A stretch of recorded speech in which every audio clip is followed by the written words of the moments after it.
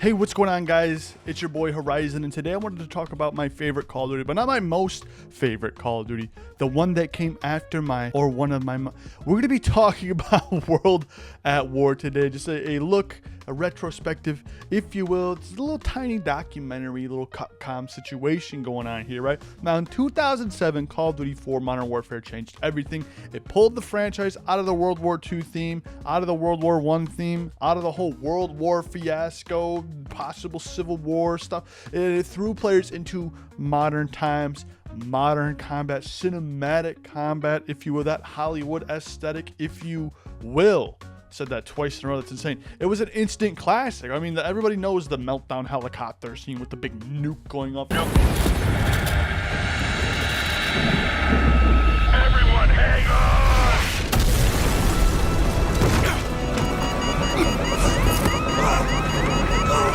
Let me find it in Modern Warfare 2 and Modern Warfare 3. There was Makarov and Yuri doing it all. You know what I'm saying? So how do they, or how the heck do they follow up that kind of success with Call of Duty 4? The answer is very simple. Treyarch's like, all right, we had our experimental Call of Duty. Now let's go back to what we know. Keep them away from the flag bearer!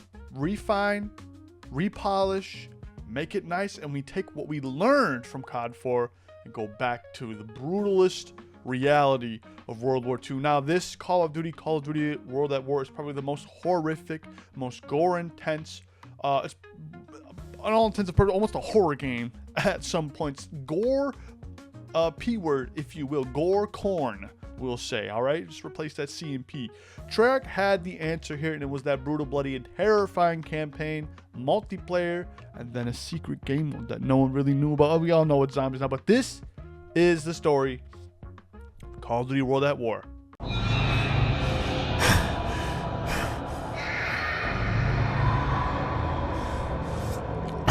Now, Activision offices were hard at work behind the scenes during Call of Duty 4. They were hard at work making the next Call of Duty, which was Call of Duty World at War.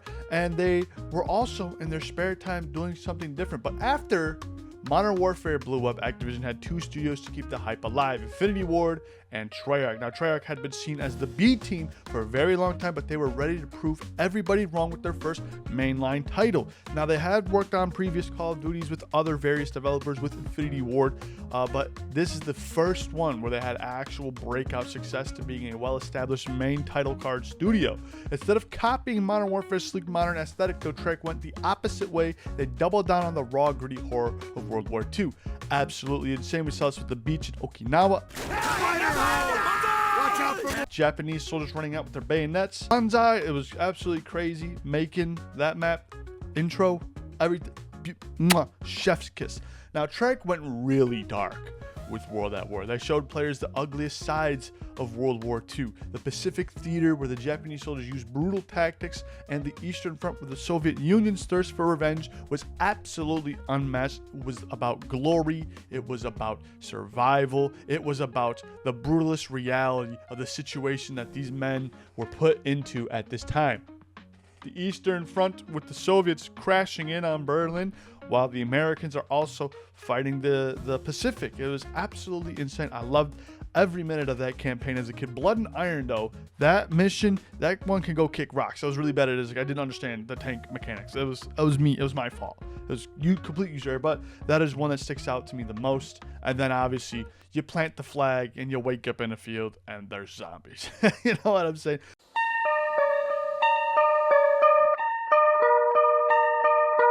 He even brought in like big Hollywood talent like Kiefer Sutherland and Gary Oldman to voice some of the more iconic characters. It's like, come on. What really made it legendary was that it came after the credits rolled. That's what made it legendary.